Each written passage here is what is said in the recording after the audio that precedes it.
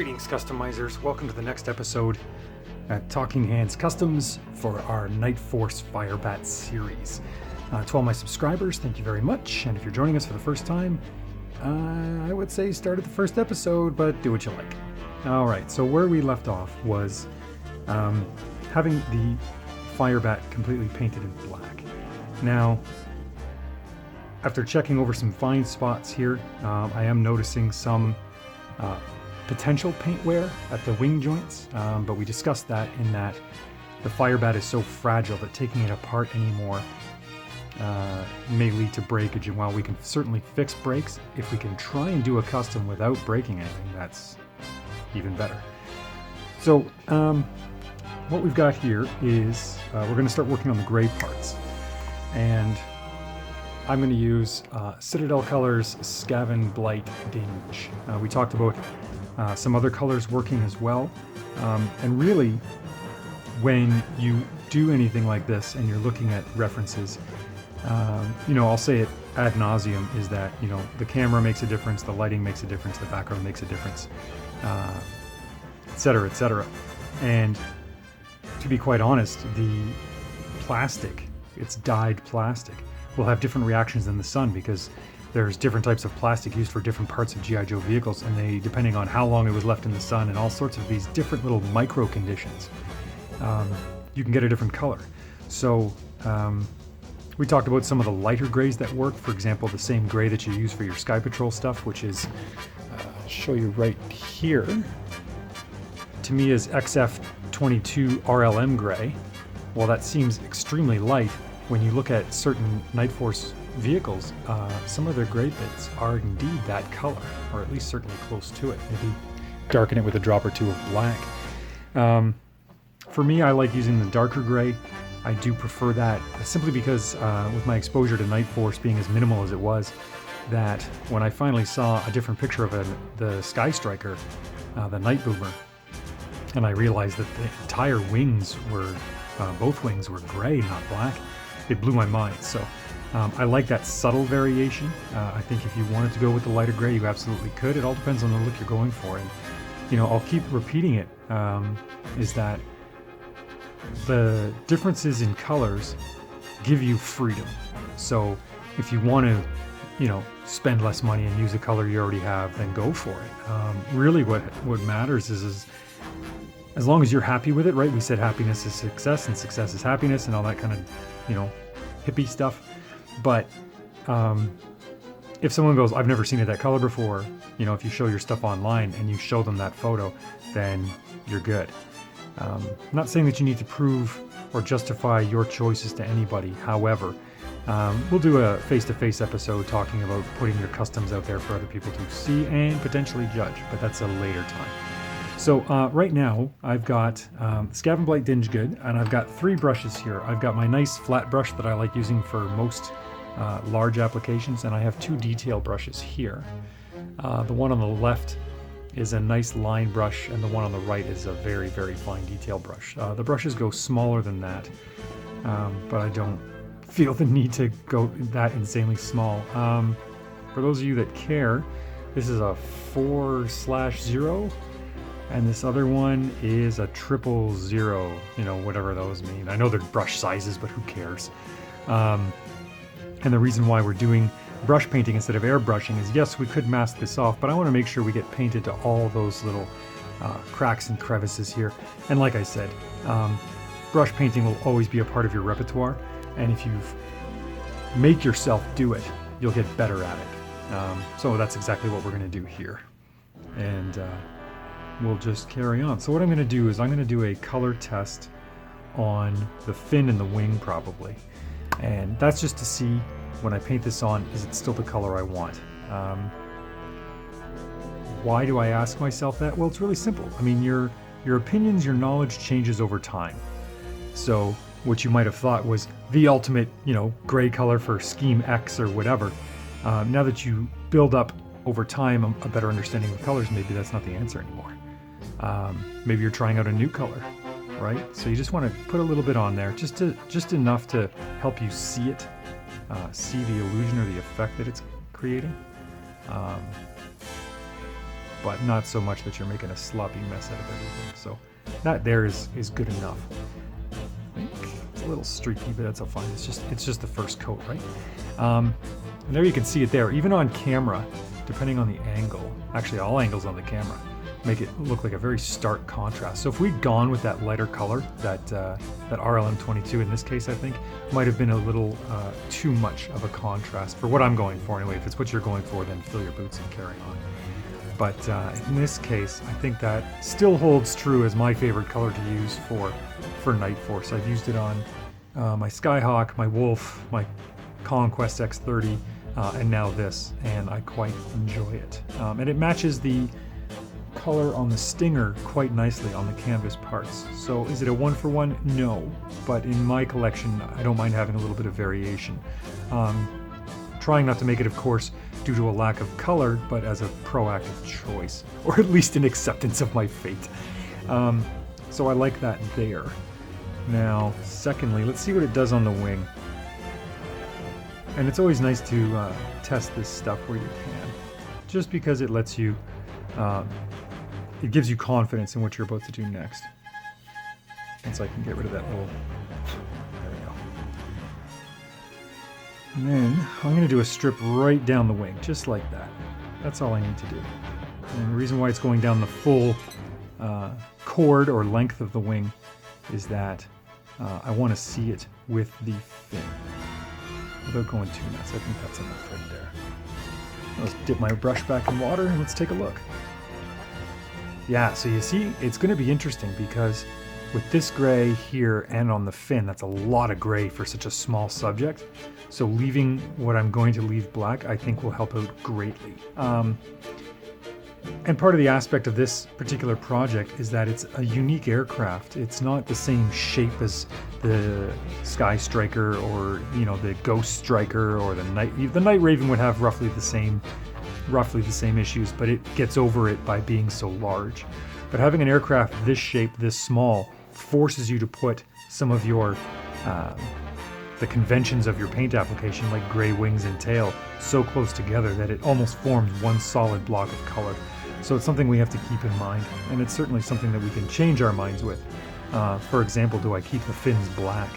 And I thought about that, and I think in this case it's a little bit of a weird question, because with the Firebat you also have these little, these are called winglets, but they're the size of tails in this case. And you know, would this being gray and that being gray be too much? Who knows? I don't know yet. But the fact of the matter is that if I left these black, these might be enough. These might be enough to be left gray. But, well, we'll keep going and we'll see what happens. Worst case, I can make this black again and I'm not too concerned. So that's actually what I'm going to do next. And that's what you might have to do on your projects as well, is just do the color swatch on there and it goes, okay, does that work? If you're still not sure, default to what you know is going to be gray. So in this case, I know I'm going to make my wings gray. You know, and you could change your mind. Maybe for you, it's the wings that are going to stay black and it's these tails that are going to be gray. It all depends. That's why I chose the Firebat. I mean, I saw it in Night Force colors, which was very striking, but it does provide some very interesting challenges in where to put the paint to get that Night Force aesthetic across. And does it work on such an unusually shaped subject? And like I said, right, it's got wings, it's got tails and all that stuff, sure, like a regular airplane in a cockpit, but it's unique in that it doesn't have, you know, a proper looking fuselage and proper wings and all that kind of placement and size and all that jazz, right? So that's what I love about this thing. It's a cool little plane. So let's get some more gray. I'm going to do up the tail fin here just to see what that's like. And now I'm really curious, and I hope you are too, because it presents some unique challenges. And other vehicles, it doesn't have to be aircraft that can do this. You can have uniquely configured ground vehicles as well. I mean, look at the Wolverine. Lots of the larger G.I. Joe toys from the late 80s. They certainly eschew a lot of the more conventional looks, or something like the Mamba even. It makes for a really interesting discussion. Really interesting. So let's get some gray on there. That is a lot of gray. Oh boy.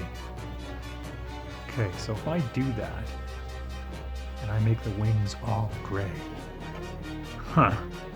Okay, so now what I'm going to do is, because I'm just testing this, there's two advantages. Because the primer is my base color anyway, I can just spray over this. If it wasn't and I was using like a different black, I could still spray over it. Black's a very strong color, so it'll erase this, no problem.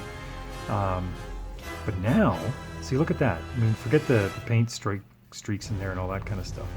But just seeing that color on there, that much of it, we may have encountered a dose of reality here in that might be too much gray. It really might be. So, indeed. I love having these real-time issues with you because you can see or hear the considerations I've had to make, or I'll have to make. Now, if I look on this side here where it's all black, the question then becomes, okay, now that we've seen that on that side, I'm not going to look at it, is do I want to only make one of these surfaces gray? It would break with the aesthetic, but the question is, how bad would that be?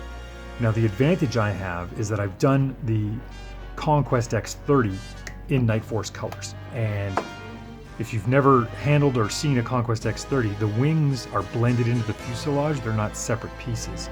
So the wings on my Nightforce Conquest X30 are black. For the Night Boomer, the Sky Striker, because they're separate parts, they made them gray. But I think we might be putting too much gray into this subject. It might be the case. So I'm going to keep looking at that. That's really interesting. I thought it was going to be okay, but now that I see it for real, it's like, ugh. Even on the drawing, right, the pre-visualization, it's can be sometimes deceiving. That's why we say when you do your previs and then you start applying paint, be prepared for it to actually not work out in real life. And this is a perfect example of that. I mean, think about it. If I make this whole thing gray and this whole wing gray, that's a large surface area. I was mildly concerned about that before, but now it's really, really coming through. That is super interesting. So now it's a question of, what do I leave black? I mean, the fuselage is going to be black, sure. And the same thing with the air intakes and stuff on the side. So maybe a light mock-up might solidify or reveal that answer. So if that's going to be all black there, and now you can't see the. Let's put the lower fuselage into the mix here and see what's going on here. You know, that adds some mass to it, right? All that mass underneath.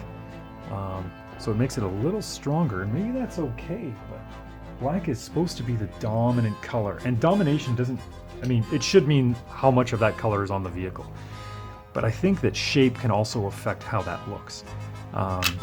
For example, the APC, right? If you paint the canvas color, the canvas one color, and the body or the hull another color, depending on which color is lighter, which one would be more dominating, vice the main color, i.e. the most voluminous color there.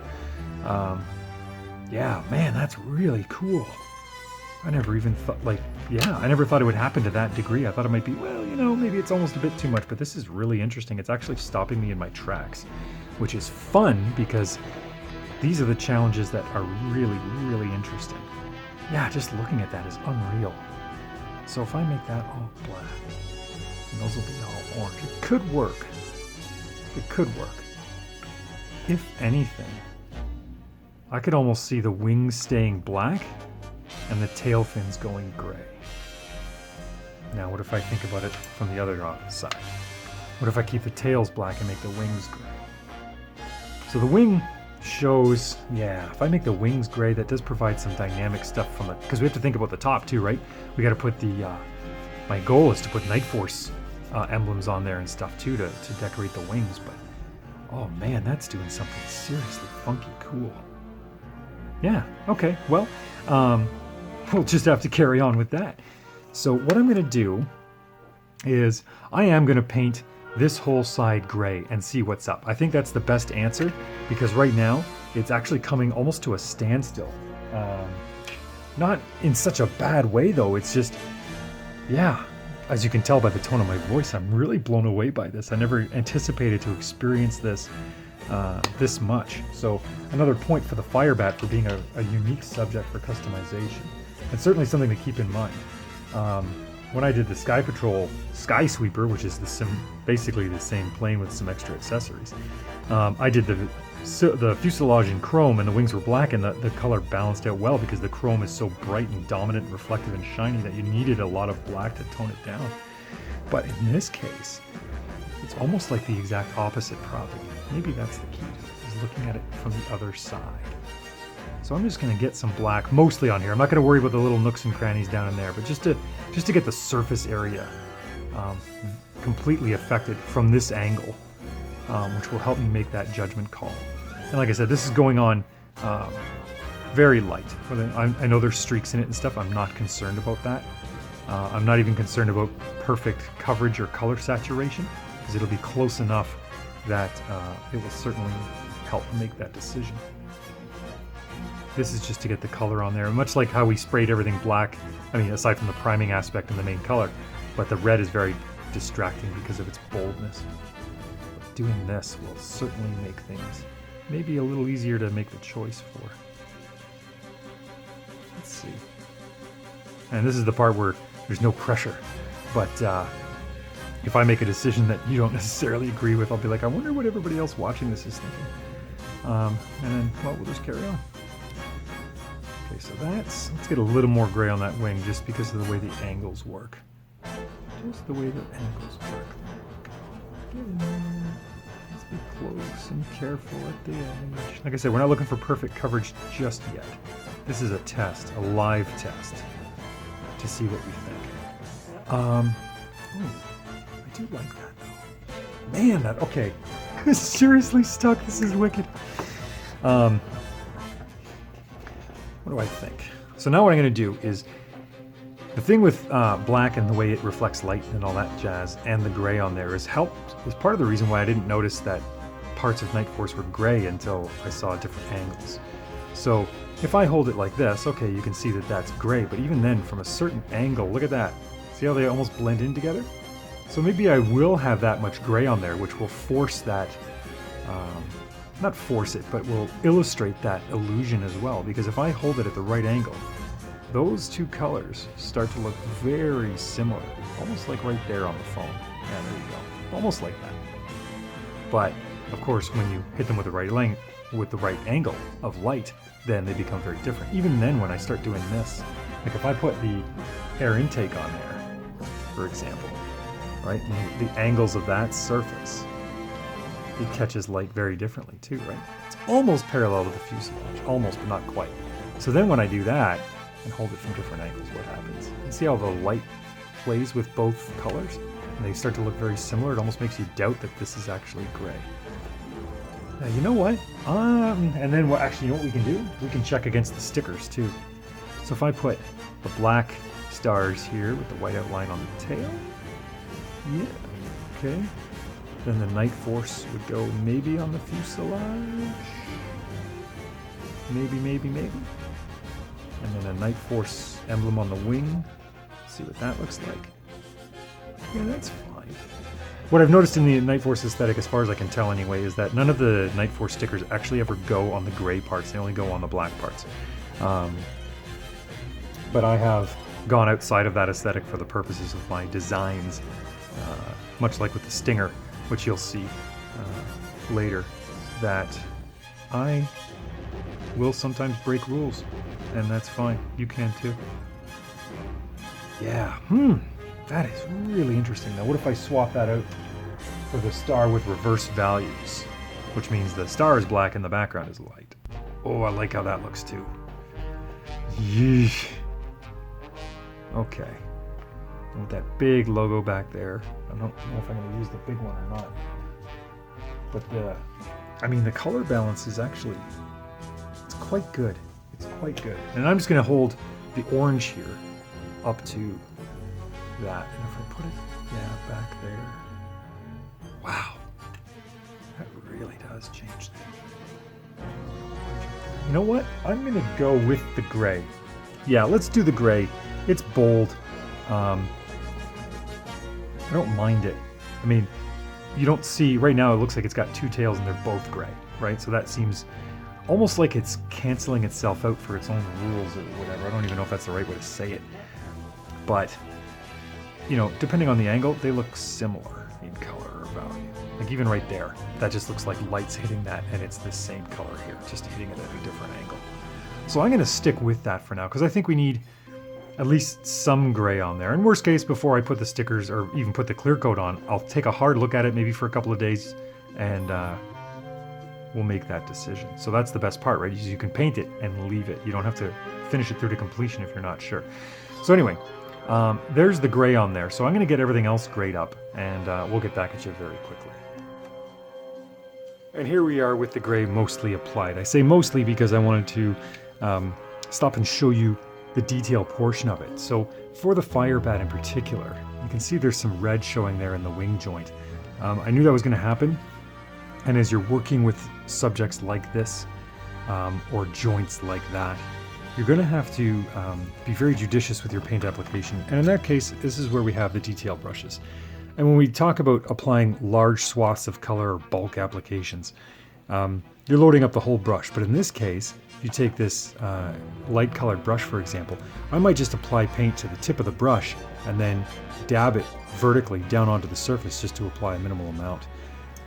With a detail brush like this, you can load it up and then have it go between two different pieces of plastic, such as the wing and wing joint, because the brush itself is so fine that it will actually apply paint on the one surface without touching the other. So it's basically getting into those nooks and crannies that we've always talked about existing and how to get paint into them.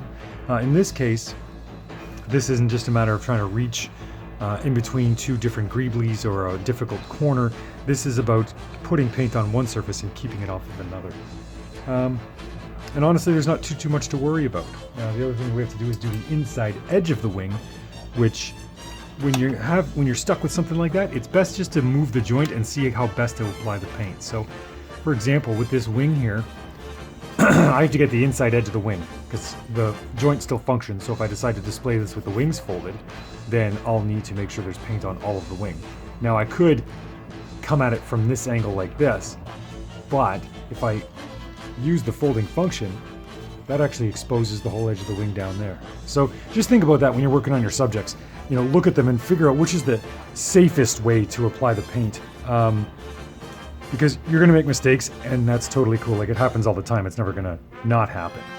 But in this case, if we can minimize those, it's just less work. That's all there is to it. So I'm just giving my Scavin Blight Dinge paint a shake up here. I've got my brush moistened. And I'm going to show you with the bigger of the two brushes, this one here, what it means to get into those nooks and crannies and using the brush as a finer tool. And you might find this handy for doing other detail work. This is the basic method here that really lets you do what you want with it once you get it down pat. So I'm still in the method. I put some gray on there. I got to put some more on there. But right now what I'm going to do is I'm going to use this brush. You can see the gray doesn't go all the way down here, but I'm getting close to that wing joint. So I'm just going to apply some paint very carefully along there. And I'm bracing my arm on the table, and I'm bracing this arm on the table. And then I'm putting my finger on the fin so that it's just almost, the movement's all in the fingers in this case. And it holds everything nice and steady. And I'm making sure that my pressure on the brush is on the surface I want the paint on, because we are trying our best to not affect any of the other surfaces. And now I'm just looking at the inside of the wing joint here, and that's actually paint missing on the wing. So by doing this, it does draw out the process a little bit, because now I don't want to move that wing. I want to give that paint a chance to dry. It will also let me see how it behaves. And that's just to say, if it's a friction joint, where's the friction coming from? Is it from the wing, or is it from the main body part? So that's the whole point of this here. And I'm not doing too much. I'm loading the brush, but I'm not, let's say, overloading it. I'm not worried about covering a large surface area. In this case, I'm doing the exact opposite, as I'm trying to apply paint to a much finer, smaller surface. So we're much more deliberate on our brush strokes here at this point as well. It's kind of the least exciting part, but it takes the most concentration. There we go. And that's all I'm doing here. Is just finding those edges of the piece and getting the paint down in there. Nice and fine. There we go. Now you can see here too is on the inside, this is where we're going to save this for the next brush. You probably could do it with this brush with some practice, but you can see just where my brush is pointing right in there that there's actually, let's get some focus here. Focus, where are you? Focus. Of course it's going to fight me the whole way, right? Because it's important. Yeah, of course it's being indignant. But right in there, you can see the nub for the wing itself. So I'm going to hit that with my other detail brush. And that's not, you know, I've seen some model builders and customizers and stuff, they might have 14, 15 different brushes. And that's up to you. Right now I'm trying to show you how much you can do with a minimal amount of tools. We have introduced several new tools throughout the series, giving you the option of, hey, you don't need to, however, and this is the same thing. You could probably do everything with this kind of a brush, but yeah, well, it's your choice. Always, always, always your choice. And I don't know about you, but I like having choices. When someone says, the only way you can do this is by spending $70 on this product is, I don't know. Whether it's true or not, I just don't dig on that philosophy. You can tell I'm concentrating because my words are becoming more sporadic.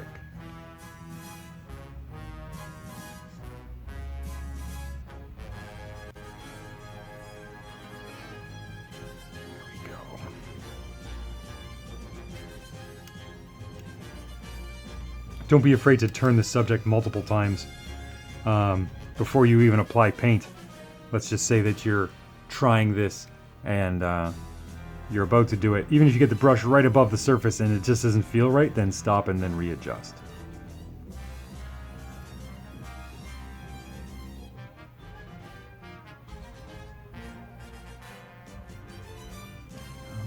A little part in there. There we go. Okay, so rather than tempt fate, as much as I do enjoy doing that,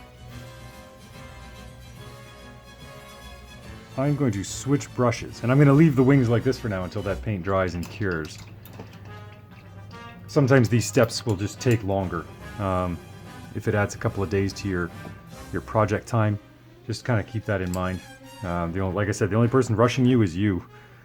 And we've talked a couple of times about commission work, and even then let them know it's like, hey, I guess the best way to do it honestly is when I've had issues, I've just notified the client saying, hey, this took me way longer than I thought it would, and so it's going to add another day or two to it. I have yet to find someone who's unreasonable with that, but yeah, and when we're talking about that, that's not an excuse to dawdle and take your time, or certainly lie. But we'll do a video on doing customs for money, if you will, commission work, later on. So now you can see there, let's see if I can get this to focus. Just doesn't want to play today. Either way, you can see that red dot in the middle of the wing there, and I'm just going to take the tip of my brush and I'm going to dab at it. Very lightly. There it is.